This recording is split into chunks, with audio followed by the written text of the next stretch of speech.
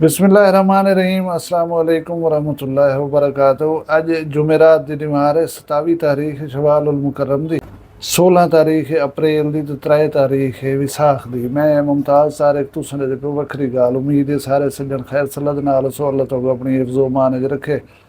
यार कल वाली वीडियो मैं निवार दे विच गलती कर गया दसन दे विच। मैं कोई इंसान समझ कर दर गुजर कर छोड़ी करो, इंसान अलेंदे हुए ना भुल वेंदे। बाकी ये पता होने पे गया दीवार क्या है। मैं तो दसा कि मैं पहले वीडियो का एक स्क्रिप्ट लिख गिंदा रहा ना, इन तो रिटर्न होने पे तहरीरी तौर दे उते ते वो अलेंदे हुए मतलब बंदे को पता ही नहीं लगता मैं क्या आ गया। अल्लाह ताला मैं को गलतियों की इसलाह की तौफीक दे। तुसा गौर नाल तवज्जो नाल मेरी गाल को सुन दो समझे दो, इंदी तो अल्लाह जज़ा दसी। ਅੱਜ ਦੀ ਵੀਡੀਓ ਦੇ ਵਿੱਚ ਇੱਕੋ ਇੱਕ ਟਾਪਿਕ ਹੈ ਕਿ ਇੱਕ FIR थी है मेरे थाना सदर जामपुर ਦੇ ਵਿੱਚ।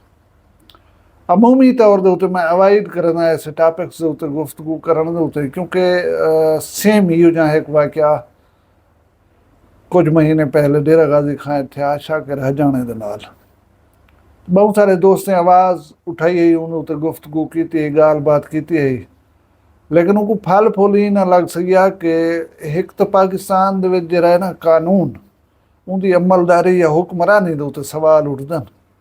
कोई कानून कह नहीं था। मैं अक्सर आदे ही रह वना कि असां एक जंगल रहंदे पियूं, कहीं वेले कोई बला साडे उत्ते आप होवे, इन चीज़ का हर वेले इम्कान जहन च रखिया करो। बस दुआ मंगते रह गए करो कि अल्लाह ताला साडी इज्जत की हिफाजत करे। मामला क्योंकि कहीं दी धी भेण के मुतालिक है, लिहाजा मैं ज़्यादा तफसील च नहीं वेंदा। एक सोशल मीडिया एक्टिविस्ट है सैफुल अली शारी, मेरे यूट्यूब चैनल के उत्ते उनके हक दे विच आवाज़ उठाई गई है। जिहड़े वेले कोई परचा थी वे, जिहड़े वेले कोई मसला मसाइल थी वे, असां आवाज़ उठाईंदूं, क्योंकि वो बंदा बड़ा वोकल है, एक मजबूत आवाज़ है, समझ गए साडे वसेब दी। ते अक्सर ये डिठे से कि वो गरीब कमज़ोर लोगों के वास्ते आवाज़ उठेंदे रह वेंदे। ऑटोमेटिक जहन ख्याल आंदे कि थी सकते यार उनको ही आवाज़ उठाउण की सज़ा मिलती पई होवे।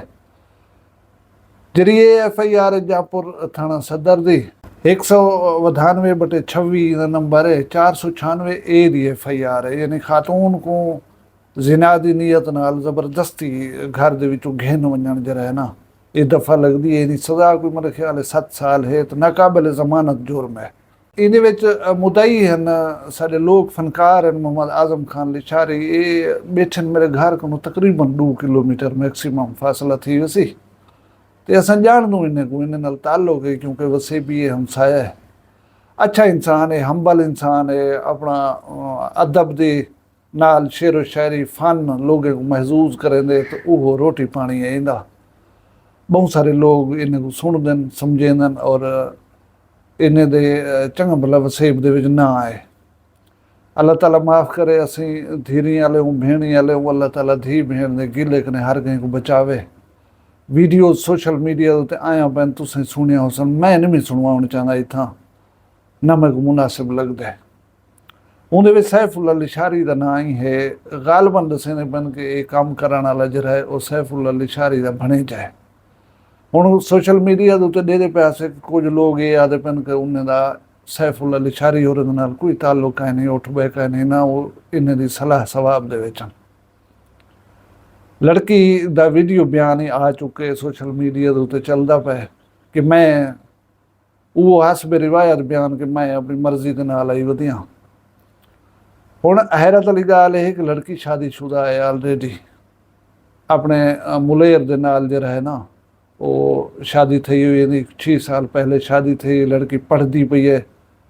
उन्हें वालिद मोहतरम जिहड़ा है वो कोई वाज़े गाल नहीं पे दस सकदा, कोई ऑनलाइन कारोबार है, तो हूँ लेन देन के सिलसिले दे इन्हें आके रात का 1-2 बजे धावा बोले घर दे उत्ते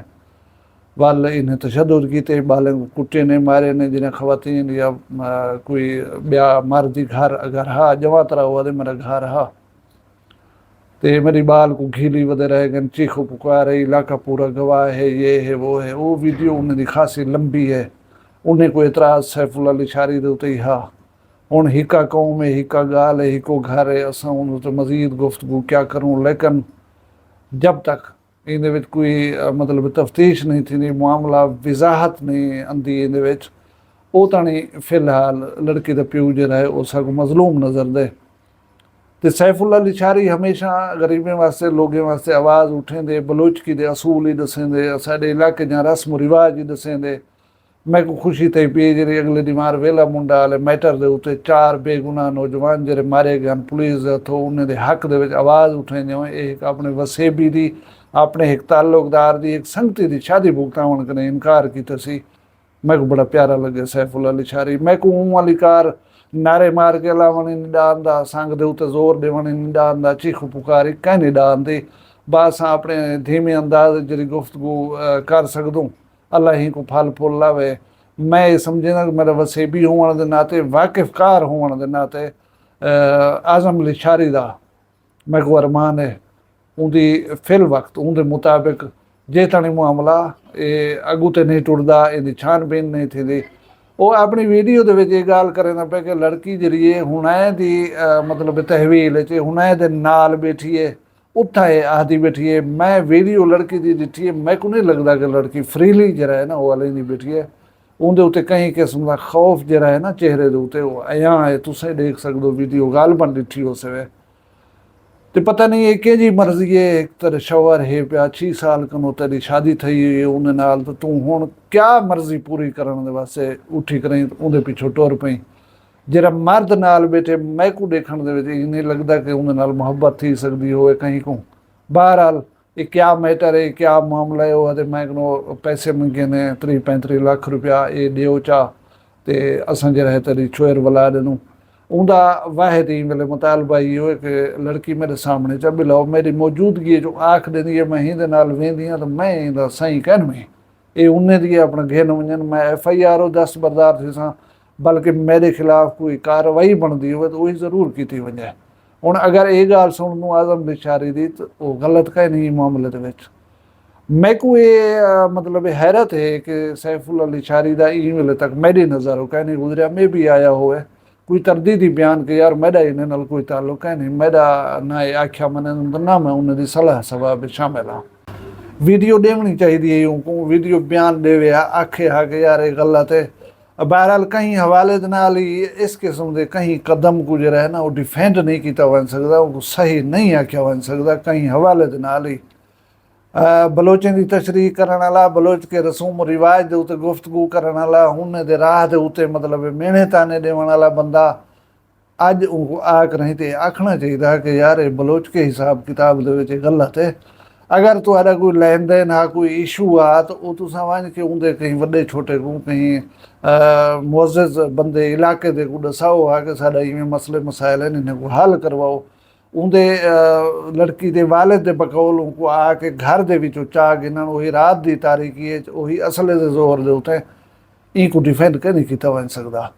सैफुल्ला का कोई रोल है या सैफुल्ला का कोई रोल कह नहीं इहदे असां इहदे उत्ते बहस नहीं सब बैठे करंदे मेरे मुआशरे का हर अलावन वाला बंदा आकर नहीं ये मुतालिक अलावे हा आखे हा कि गलत है ये ज्यादती थी ये ठीक थी होना चाहिए ये जिंदी इज्जत है वह को वला दो कहीं सुनत फर्ज नाल ही रिश्ते थी सकते सारा जहान छोरी को कट कर नहीं कड़ा परनींदा तो वाला ठीक है कोई मतलब दिल लगी थी कि कोई मोहब्बत प्यार ही थी वेंदे वालदेन को राजी करके तो कम किया वन सकते और लाजमी तो नहीं हर बंदा इहो ही रास्ता अपनावे तो अल्लाह तबारक व तआला खैर करे ये मामला जूं जूं खुल सी अगू तो तफ्तीश थी सी इंक्वायरीज थी सन ज़ाहिर गाल है तो ये सामने आ वैसन हकायक इन्हें जे रहन मैं जिमें दसींदा बेटा फिल वक्त जड़े हालात हैं उन्हें दे पेश नज़र असां ये समझ सकूँ कि ये जरा काम में ठीक नहीं था आज़म खान लिशारी को इंसाफ मिलना चाहिए एक सुलझू नरम खो और अदब नाल लतीफ़ दुनिया के नाल ताल्लुक रखने वाला शख्स है आज़म खान लिशारी उनको इंसाफ मिलना चाहिए खीर दा खीर तो पानी जो है उत्थे होना चाहिए साडे मुआशरे को कई हवाले दे नाल भी जंगल नहीं बनना चाहिए इहदे विच कानून होना चाहिए असां सिर उठा के मतलब फ़ख्र नाल आख सकूँ कि असां एक ऐसे मुआशरे दे विच रहंदे पियो जिहड़ा मुआशरे दे विच कोई कहीं नाल ज़्यादती करन दा सोच नहीं सकदा लेकिन असां अगर उनको भणेजा समझ के सोच मुलेर समझ के डिफेंड करेंदे रहे वसूं तो पिछे मेरा ख्याल है इसलाह की उम्मीद लावन जरिए वो एक दीवाने का ख्वाब हो सी अल्लाह तबारक व तआला मेरे वसेब दे धीरी भीणी कोई अक्ल फहम फरासत अता करे। ये साडी धी कोई सोचना समझना चाहिए। आजम खान लिशारी का वसेब के अलावण लोगों के उत्ते ये भी गुस्सा बजा जिमें खास कर उन्हें शाह रमान के उत्ते मतलब गुफ्तगू की है। हर सहाफ़ी उतों का उठी करें तो यह गाल जरूर करें ना बेटे कि DPO साहब RPO साहब जरा सैफुल्ला का नाम शामिल किया गया, ज्यादती की गई है तो इनको फिल फौर खारिज करो। असा ये गुजारिश बेटे करने हैं कि इनकी छानबीन कर गिनो प्रॉपरली, इन जेरा सजावार होए उनको उनके मुताबिक सज़ा मिलनी चाहिए है। मैं कहूँ ना मैं आख देव कि सैफुल्ला का कोई हाथ पैर का नहीं ये या इन सैफुल्ला की कोई यह कह नहीं। तुसा ये आवाज़ ज़रूर उठा सकते हो कि अगर लड़की का वालिद मजलूम है तो उनको इंसाफ मिलना चाहिए, अगर सैफुल्ला लिशारी मजलूम है तो उनको इंसाफ मिलना चाहिए। हूँ हिक्का बिरादरी है उन्हें दी हिक्का कौम है। मैं तो ये समझे ना कि मतलब रिवायात के तहत असूलें के तहत एक कम गलत है नहीं होना चाहिए, कहीं नाल नहीं होना चाहिए, कहीं को नहीं करना चाहिए। अल्लाह तबारक व तआला साडे वसेब दे धीरी भीनी कोई अक्ल लेवे, साडे नौजवाने कोई अक्ल लेवे कि एक कोई रस्ता कह नहीं जरा असा अपने देवे नूं इहदे विच शर्मिंदगी है, इहदे विच खुआरी है, इहदे विच जिल्लत है। मैं भला एक दफ़ा अपील करना कानून नाफिज करने लई इदारियां को कि मैटर को मेरिट दे उत्ते सुलझाया वञे, जहिड़ा इन विच कसूरवार होए उनको सज़ा दी वञे ते ताकि माशरे दे विच इंसाफ कायम थी सके। अल्लाह तबारक व तआला तुहाकू सलामत रखे, तुहाडे माल रिज़्क़ शान शर्म की खैर होए, तुसां सारे अपना ढेर सारा ख्याल रखे, मैं दुआ याद रखे, जींदे हुसूं कल मिलसूं कहीं भी वक्री गाल नाल। फिलहाल मैं कोई इजाजत दो, अल्लाह हाफिज। वक्री गाल कहनी वक्री गाल मुमताज तारिक दी वखरिया गाली वखरा चैनल सराइकी वसेब दे सच्चे रंग तुहाडे अपने YouTube चैनल वक्री गाल दे संग। वक्री गाल को YouTube ते सब्सक्राइब करो ते नाल नोटिफिकेशन बिल ऑन करेंदे हुए आल करना ना भुलाए।